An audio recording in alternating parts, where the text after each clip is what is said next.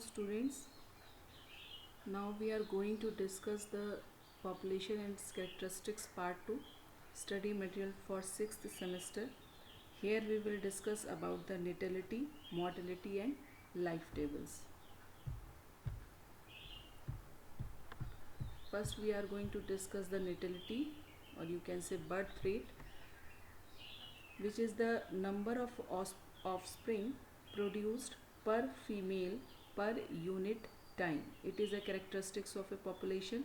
It is represented by, or you can say expressed by, delta n, capital N in subscripts n oblique delta t, which represents absolute natality rate, and delta n subscript n oblique n delta t, the specific natality rate. We can calculate natality by these formulas, where n is initial number of organism and small n represents the new individual in a population. That means after reproduction how much individuals are born. This is represented by small n, and t represent the time. That means how much time these new individuals in a population are born. And after putting the data in this formula, we can calculate the birth rate of a given population. Next is mortality, or you can say death rate. It refers to death of individuals in a population in a given period. Death per time, that means per time how much individual die at a given time period, that represent the mortality or death rate. By putting the data of mortality, natality, dispersion, we can form the life tables, that how individuals survive in a population. It is a summary, that you can say age specific summary of a population survival pattern, which pattern he follow. According to that, there are 3 types of survivorship curves. You can say survivorship, that means tendency to survive. We can make the survivorship curve. This is represented by this diagram. We can understand these things in a given diagram. First, this is a convex type curve.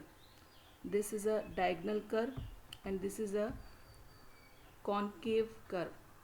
This is a concave curve. This is a convex. This is a diagonal, and this is a concave curve. This is also called type 1, this type 2 and type 3. Here it is plotted again in x-axis. On x-axis we plot age or lifespan of an individual of a population, and here the number of survivors we can draw on this y-axis. When we plot these, we type 1, type 2 and type 3 curves are obtained.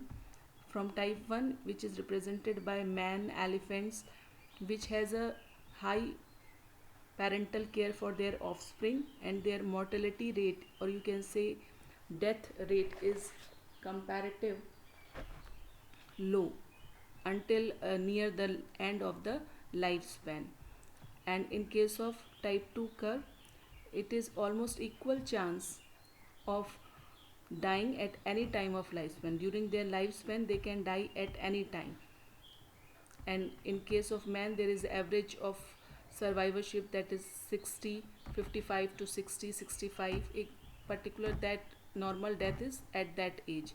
And in case of convex or type 3 curve, large number of offspring are produced at a single time, and the death rate is high among youngs because of little parental care. It is represented by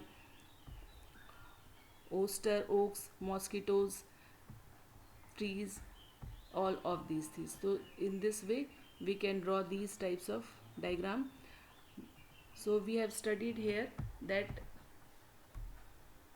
survivorship curves as the best tool for representing the life table data in a graphical form. So by this we can study about the life tables, how the population survive, which pattern they follow. Thank you.